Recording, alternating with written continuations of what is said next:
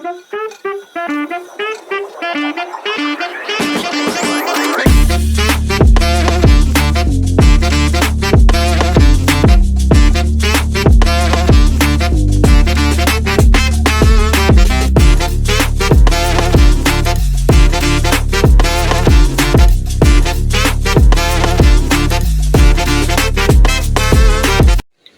वालेकुम viewers, welcome to my YouTube channel Hussain Farid blogs. उम्मीद करता हूँ आप सब ठीक ठाक खैरियत से होंगे। तो आज ही मेरा पहला ब्लॉग है यूट्यूब चैनल पे और गर्मी बहुत ज़्यादा है। और आज का जो ब्लॉग है इसके अंदर हम लोग जा रहे हैं मेरी ऑल्टो। आज जैसे आप सबको पता है मेरे पास ऑल्टो VX है और इसके अंदर हमने AC इंस्टॉल करवाया था। तो इसके AC में जो है वो इशू एक आ गया है और इशू ये है कि इसका AC ट्रिप नहीं कर रहा और जिसकी वजह से इसके अंदर जो है वो आइसिंग हो जाती है और AC की जो थ्रो है वो आहिस्ता आहिस्ता होते होते बिल्कुल ही ख़त्म हो जाती है। तो हमने जहाँ से AC इंस्टॉल करवाया था आज हम वहाँ जा रहे हैं इसके AC का काम करवाने के लिए। तो आप व्लॉग शुरू करते हैं आज का और आप लोग मुझे साथ साथ बताइएगा, क्योंकि ये हमारा इस यूट्यूब चैनल पे फर्स्ट व्लॉग है। तो आप लोग साथ साथ मुझे बताइएगा कि क्या क्या चीज़ें हैं जो आप लोगों को लगता है कि हमें बेहतर करनी चाहिए और हम साथ साथ बेहतर करेंगे। और मुझे आप लोगों के सपोर्ट की बहुत ज़रूरत है। तो साथ साथ आप लोग जिन्होंने मेरे चैनल को सब्सक्राइब नहीं किया वो सब्सक्राइब कर लें और हम यहाँ से अपना व्लॉग शुरू करते हैं। जैसे मैंने आप सबको पहले बताया था कि इसके अंदर मैंने जो AC इंस्टॉल करवाया था वो बाबर कार AC से करवाया था और बाबर कार AC जो है वो सब्ज़ाज़ार में है। तो हम सब्ज़ाज़ार जा रहे हैं और वहाँ जाके फिर हम लोग जो है वो इसके AC को चेक करवाते हैं कि इसके AC में क्या इशू है जो इसके अंदर फ्रीज आइसिंग हो रही है और इसका जो है वो AC में बर्फ़ जम जाती है जिसकी वजह से AC काम करना छोड़ जाता है। तो अब आप लोग व्लॉग आगे एंजॉय करें और हमारा सफ़र शुरू हो चुका है। तो बाबर कार AC पे जाके फिर हम इसका AC चेक करवाते हैं। ये अब हम मुल्तान रोड की तरफ जा रहे हैं। तो जैसे कि आप सबको पता है कि मुल्तान रोड पे भी और मुल्तान रोड की तरफ जाते हुए भी जो है वो बहुत सारे सड़कों पे खड्डे मौजूद हैं। तो इस पे एक तो हम ऑल्टो की सस्पेंशन भी चेक कर लेंगे और साथ हम लोग मुल्तान रोड तक भी पहुंच जाएंगे। मैं आप सबको इसके AC का ओवरव्यू दूँ ना, तो इसका AC जो है वो अल्हम्दुलिल्लाह अच्छा काम कर रहा है जैसे कि एक 660 cc की गाड़ी का होना चाहिए। जब गाड़ी रनिंग में होती है तो इसका AC जो है वो अच्छा काम करता है, कूलिंग गाड़ी की बेहतर हो जाती है। दिन के वक्त जब जून जुलाई और अगस्त की गर्मी आपको पता है बहुत ज़्यादा गर्मी होती है और ये 660 cc एक गाड़ी है। तो इसका AC जो है वो आगे वाले बंदों के लिए तो ठीक रहता है, लेकिन जो पीछे लोग बैठे होते हैं उनके लिए थोड़ा प्रॉब्लमेटिक इसका AC हो जाता है। लेकिन अगर हम बात करें शाम के वक्त, तो इस शाम के वक्त जो है इसकी AC की कूलिंग बहुत अच्छी हो जाती है और वो पीछे वाले लोगों को भी इतना मसला नहीं होता। हाँ, दिन के वक्त अगर आप शेड्स लगा लें और इसके AC को फुल पे रखें तो इसके AC की जो कूलिंग है वो काफ़ी बेहतर हो जाती है। अभी AC मैंने फुल स्पीड पे किया हुआ था और मुझे पता है कि इसमें आवाज़ का इशू आएगा, जो पहले हमने ब्लॉग रिकॉर्ड कर चुके हुए हैं। लेकिन अब हमने इसके AC को स्लो कर दिया है तो अब इसके अंदर आवाज़ आपको बिल्कुल मेरी प्रॉपर आ रही होगी। इसी इंस्टॉलेशन कॉस्ट की बात करें तो मैंने ये AC 55,000 में लगवाया था और ये होंडा लाइफ कंप्रेसर वाला AC इसके अंदर मैंने इंस्टॉल करवाया था। और इसकी जो ECU के बीच में इसकी ECU के कनेक्शन के पैसे भी बीच में ही थे और बाकी सारी चीज़ें भी इसके जो मतलब के सारा सामान था सारा कुछ इसके बीच में ही था।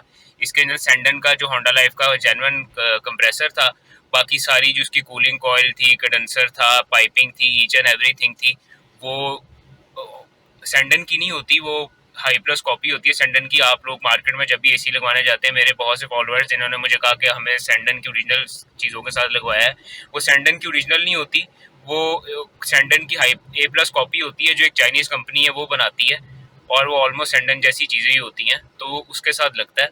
तो ये एक मिसकंसेप्शन है हम लोगों में कि हम लोग जो है वो बाहर जाते हैं और AC वाले जो मैकेनिक्स हैं वो सच नहीं बोलते, उनकी बातों में आके हम लोग जो है वो कॉपी पार्ट्स लगवा रहे होते हैं और हम समझते हैं जी हम लोग सेंडन के जेन्युइन पार्ट्स लगवा रहे हैं। तो ऐसा बिल्कुल भी नहीं है, वो हम लोगों के चाइनीज़ पार्ट्स ही हैं जो जिनके साथ हम लोगों को ये AC लगा के दिया जाता है।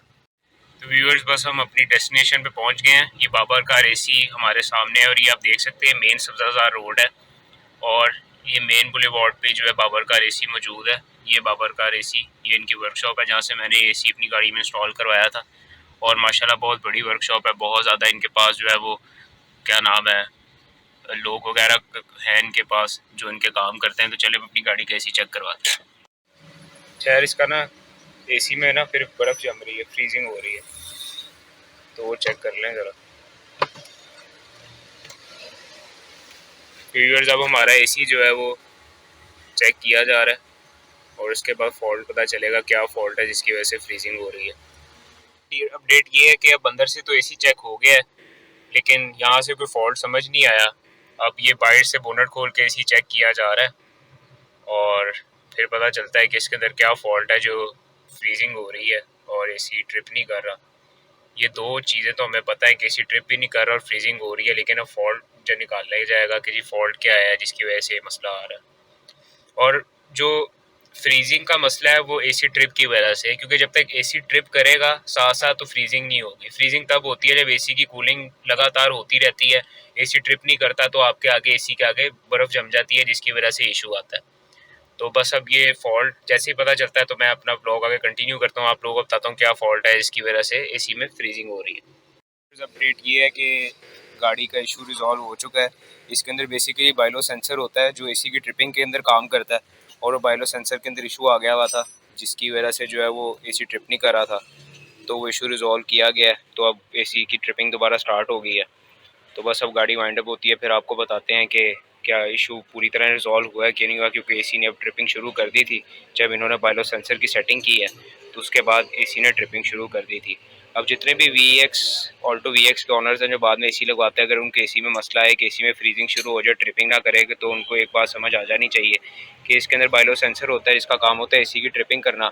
अगर एसी ट्रिप नहीं आपका हो रहा और फ्रीजिंग हो रही है तो इसका मतलब यही है कि गाड़ी के अंदर बाइलो सेंसर का इशू आ गया है, तो वो आप लोग रिजॉल्व करवा लें, वो इतना कोई बड़ा मसला नहीं है। अपडेट ये है कि हमारी गाड़ी का इशू रिजॉल्व हो चुका है और हम इस वक्त जो है वो उसका जो है वो टेस्टिंग बस चल रही है और हम अब आपको ये वर्कशॉप का विज़िट करवाते हैं जहाँ से हमने ये एसी गाड़ी में इंस्टॉल करवाया था। देख सकते हैं मेन सबलाजार रोड है और ये मेन सबलाजार रोड के ऊपर ये है बाबर कार एसी। ये आप देख सकते हैं ये बहुत बड़ी एसी, सिर्फ ये कार एसी की वर्कशॉप है और ये बहुत बड़ी वर्कशॉप है। आप ये देख सकते हैं कि यहाँ पे ये वैगनर आई हुई है, इसके एसी का काम हो रहा है। वो सामने कल्टस खड़ी है, करोला है, ये सुजुकी एफएक्स है, इसके भी एसी का यहाँ पे काम चल रहा है और साथ कुछ और इसके मैकेनिकल वर्क है शायद वो चल रहे हैं।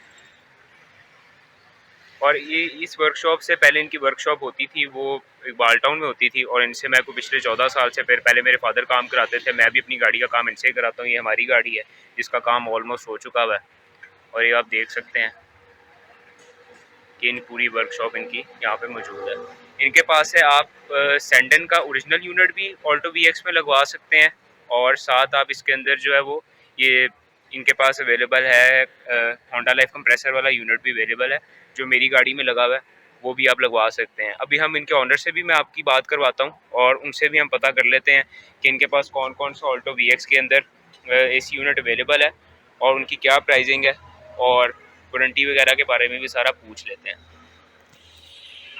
हमारे साथ बाबर साहब मौजूद हैं और ये इस वर्कशॉप के ऑनर है। मेरे तो ये अंकल है लेकिन आप लोगों के लिए मैं इनको बाबर साहब कह रहा हूँ। तो अंकल आप बताइएगा कि आपके पास जो ऑल्टो वी है इसके लिए कौन कौन सी एसी की वैरायटी अवेलेबल है, उनकी प्राइजेस क्या हैं और सारा उसके बारे में बताइएगा एक दफ़ा। मेरे पास की ऑल्टो की 3 वैरायटी, एक रूटीन जो लग रहा है इसमें लाइट कमर्शियल लगाते हैं जी जी, और बाकी सारा सामान नया लेकिन चाइना का होता है, तो आप ये प्लस कर सकते हैं। जी जी, दूसरी वो है जिसमें सारा सामान चाइना का होगा लेकिन टोटल में डिब्बा पैक होगा, सेम फिटिंग में जर्मन फिटिंग में। तीसरा वो जो सडन जर्मन फिट हो गया था मेरे पास किसी वैरायटी मोबाइल में, इसमें रेगुलेटर जर्मन होगा, कंडेंसर जर्मन होगा, liquid line section discharge expansion valve Balor हाथ की जर्मन इससे होगा। Balor mean thermo sensor.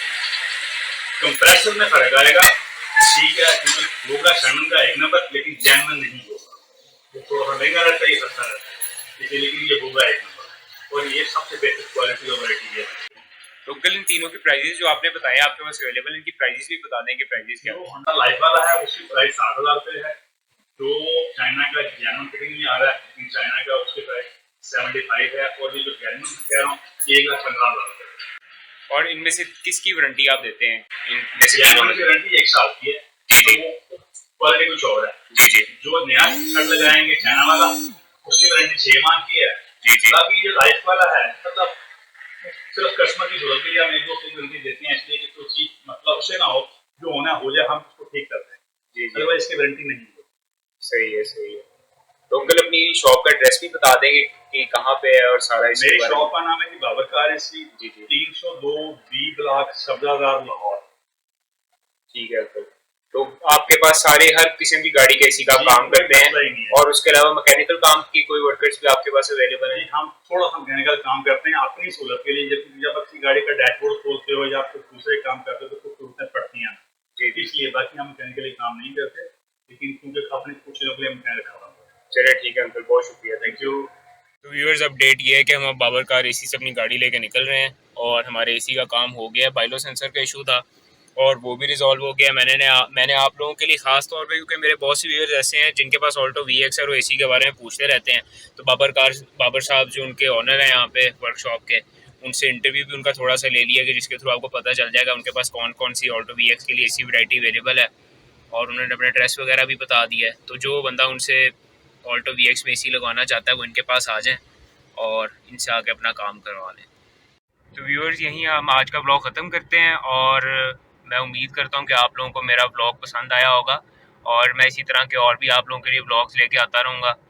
आज हमारा फर्स्ट ब्लॉग था, तो इसके अंदर अगर कोई छोटी मोटी गलतियाँ वगैरह हुई तो उसको आप लोग नज़रअंदाज करिएगा, और जिन लोगों ने मेरे चैनल को सब्सक्राइब नहीं किया वो सब्सक्राइब कर दें, ताकि हम लोग जल्दी से जल्दी अपने 1000 सब्सक्राइबर्स पूरे करें, और उसके बाद फिर हम इसी तरह अपनी ब्लॉगिंग जारी रखें।